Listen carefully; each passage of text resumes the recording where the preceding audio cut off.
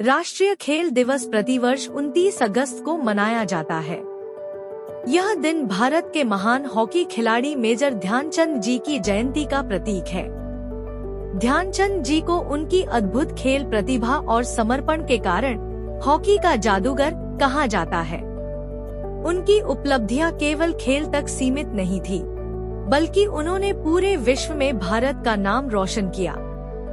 इसीलिए राष्ट्रीय खेल दिवस हमें यह याद दिलाने का अवसर देता है कि खेल केवल मनोरंजन नहीं, बल्कि राष्ट्र की पहचान और गौरव का महत्वपूर्ण आधार है।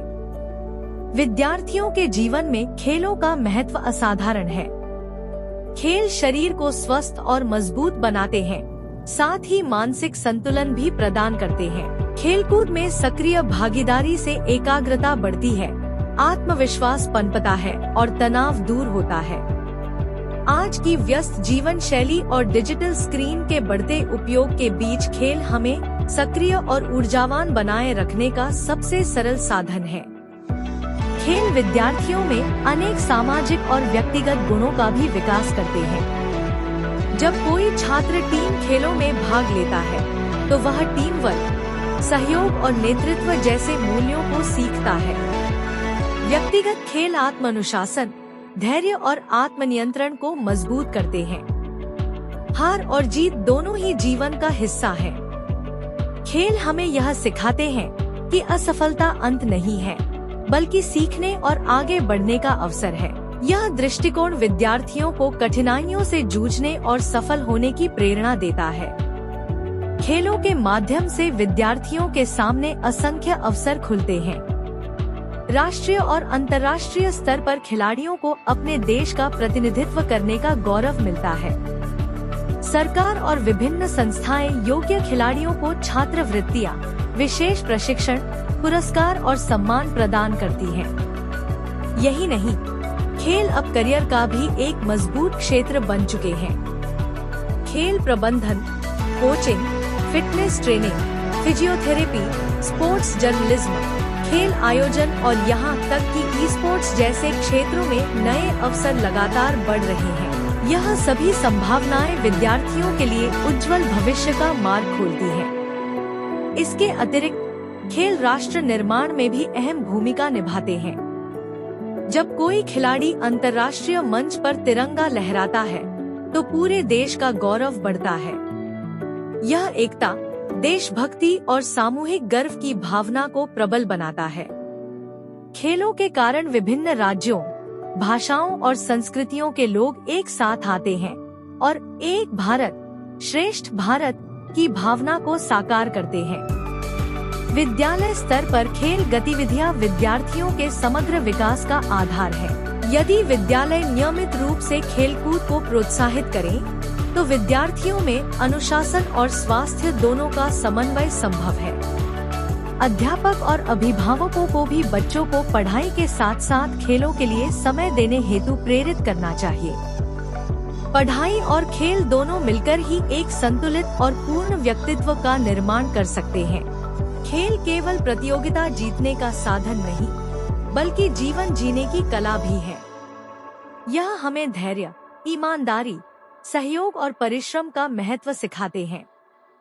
एक स्वस्थ शरीर में ही स्वस्थ मस्तिष्क का विकास होता है, और स्वस्थ मस्तिष्क ही राष्ट्र के भविष्य को दिशा देता है। अतः इस राष्ट्रीय खेल दिवस पर हमें यह संकल्प लेना चाहिए कि हम अपने दैनिक जीवन में खेलों को अवश्य शामिल करेंगे। चाहे प्रतिदिन सुबह की दौड़ हो, योगाभ्यास हो, विद्यालय में खेलकूद गतिविधियों में भाग लेना हो, या फिर किसी खेल को गंभीरता से अपनाना हो, हर प्रयास हमें एक स्वस्थ, सशक्त और सफल जीवन की ओर ले जाएगा। आइए अब हम इस दिवस पर आयोजित कुछ गतिविधियों को देखें। मैं अपने आप से वादा करता हूँ कि मैं हर दिन शारीरिक गतिविधि और खेल के लिए समय निकालूंगा और मैं अपने परिवार के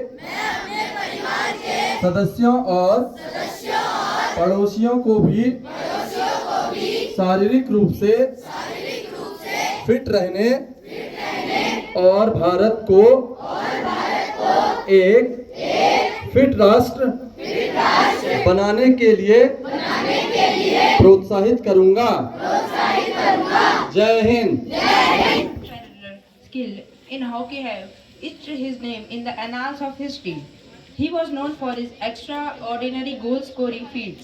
Today we gather not just to commemorate a sporting legend, but to acknowledge the pivotal role sports play in shaping characters and values. Sports are not mere games; they are lessons in perseverance, teamwork, and determination. They teach us success is not instant; it's the result of consistent and efforts and hard work. Through wins and losses, athletes display remarkable resilience and inspire us to overcome obstacles in our life. National Sports Day is not only about applauding our champions, but about encouraging everyone to be embraced an active lifestyle. It's about recognizing that each one of us has the potential to be a champion, not just on field, but in life. So let's celebrate not just today but every day as the sportsmanship. Let's walk, run, jump, play our way to a healthier and happier future. Thank you. Shubham Pandey. Today is 29th August and we are celebrating National Sports Day. National Sports Day is celebrated to mark the birth anniversary of Major Dhyan Chand. He was the legendary Indian hockey player. He is also known as the Hockey Wizard of India. He had won 3 times gold medal in Olympic Games for India. First National Sports Day was celebrated on 29th August 2012. This day is celebrated to spread the impactation of sports in our lives. It is dedicated to sports and athletes of India. On this day, President distributes the National Sports Award to all winning players. The Sports Day shows that a sportsman is always a winner. Thank you and have a nice day. Today I am here on this pedestal to give a speech on fitness and sports. Fitness and sports are the key to a healthy and happy life. Regular physical activity not only strengthens our body but also boosts our minds. It improves our concentration, discipline and teamwork skills. Through sports, we learn to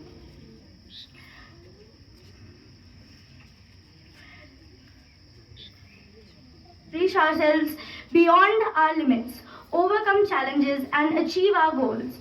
Whether it's running, swimming or playing team sports, every form of exercise contributes to our overall well-being.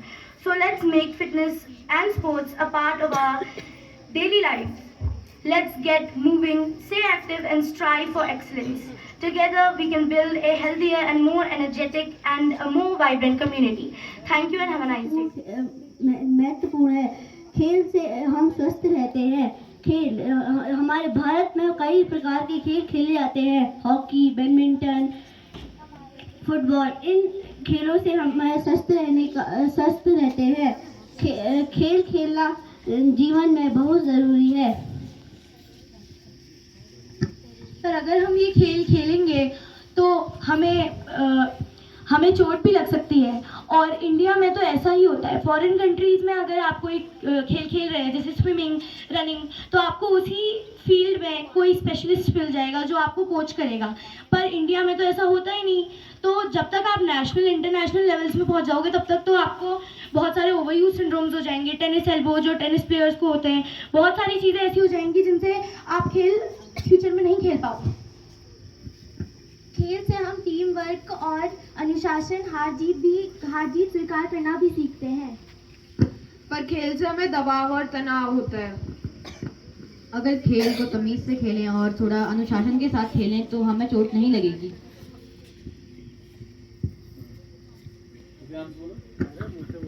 पर हम इसकी जगह व्यायाम भी कर सकते हैं जो हम घर के अंदर और किसी नॉर्मल से कमरे में भी। पर खेलने के लिए हमें एक प्रॉपर फील्ड चाहिए होता है। खेल से हमारा ध्यान केंद्रित होता है। पर खेल से पढ़ाई में भी रोक टोक होती है। खेल ना खेलेंगे तो हम स्वस्थ ही नहीं रहेंगे और हमें बीमारियां भी हो सकती हैं। अगर आपको बीमारियां होती है तो आप योगा करिए। खेल हमारी फिजिकल स्ट्रेंथ और हमारे बॉडी पावर को बहुत इम्प्रूव करता है, जिससे हमारा कंसंट्रेशन और बहुत चीज़ बढ़ती है और जैसे आपने कहा कि उससे हमें चोट लग सकती है, अगर हम उसे सही ढंग से खेलेंगे तो कोई चीज़ हमारे लिए बुरी नहीं है। हाँ बोलो दिव्यांश। खेल हमारे लिए बहुत अपोजिट में हुआ बोलो सोच के रखा।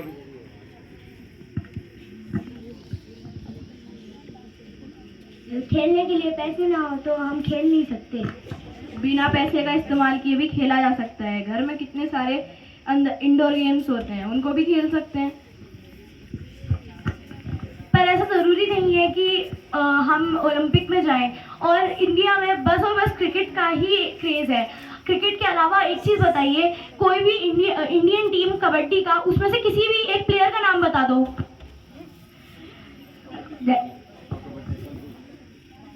इंडिया की टीम नहीं बनती है। कबड्डी लीग आ रही है 29 तारीख से, कल से शुरू हो गई है कबड्डी लीग। और उसमें और आपने बोला कि इंडिया में सिर्फ क्रिकेट का क्रेज़ है, जैसे इंडिया में फुटबॉल का भी बहुत क्रेज़ है। और फुटबॉल एक इंटरनेशनल गेम है। इंडिया की अच्छी टीम भी है, उसमें बहुत सारे अच्छे प्लेयर्स हैं, सुनील छेत्री एंड एक्सेट्रा। और वैसे भी आप कह रहे हो नीरज चोपड़ा तो आप जानती होगी, वो दो भी तो है क्रिकेट के अलावा अलग अलग स्पोर्ट्स से। पर अगर आप खेल के फील्ड में जाना चाहते हैं तो खेल के फील्ड में जाने के लिए सीटें बहुत कम होती हैं, कुछ ही लोग निकल पाते हैं खेल में। बहुत सारी एनजीओ ऑर्गेनाइजेशंस हैं जो गरीब बच्चे हैं उनको बहुत सारी अपॉर्चुनिटीज़ प्रोवाइड करते हैं, जिससे वो अपने अच्छे करियर बना सकते हैं। और स्पोर्ट्स में बहुत फ्यूचर है आगे। जैसे मैं उदयमान में गया था, वो भी फ्री है, बिना पैसे लगाए भी उसमें जा सकते हैं और पैसे मिलते हैं। आप बोल रहे हैं कि नीरज चोपड़ा का तो उनको बहुत बड़ा सोच लग चुकी है, क्योंकि वो सभी को पता है जो ये हमारा ये वाद विवाद प्रतियोगिता हुई अभी, दोनों तरफ की टीमों ने अपने अपने जो विचार रखे, अपने जो पॉइंट्स रखे, उस पर विचार करने की ज़रूरत है। लेकिन जो शरीर को स्वस्थ रखने के लिए आपको कोई ना कोई गेम्स जरूर खेलना चाहिए। लेकिन आप साथ में ये भी ध्यान रखिए कि यहाँ हम बात शरीर को स्वस्थ रखने के लिए गेम खेलने की बात कर रहे हैं। और अगर आप किसी भी गेम में बहुत ज़्यादा अच्छे हैं, एक्सेलेंट हैं, तो अपने आप उस लेवल पर पहुंच जाएंगे कि आप नेशनल और इंटरनेशनल लेवल पे compete कर पाएँ और उसमें प्रतिभाग कर पाएँ। लेकिन जहां स्वस्थ रहने की बात है, योगा और गेम्स, ये दोनों शरीर को स्वस्थ रखने के लिए बहुत ज़रूरी हैं। आप डेली कम से कम आधे घंटे से 1 घंटे तक अपने शरीर की कोई भी गतिविधि, कोई भी गेम खेलिए। ज़रूरी नहीं कि ऐसा गेम खेलें जिसमें चोट ही लगे, कोई भी हल्का फुल्का गेम खेलिए। जैसे बैडमिंटन आपका हुआ, ये सबसे बढ़िया एक्सरसाइज माना जाता है, क्योंकि इसमें चोट लगने की संभावना माना जाए तो बहुत ही कम है।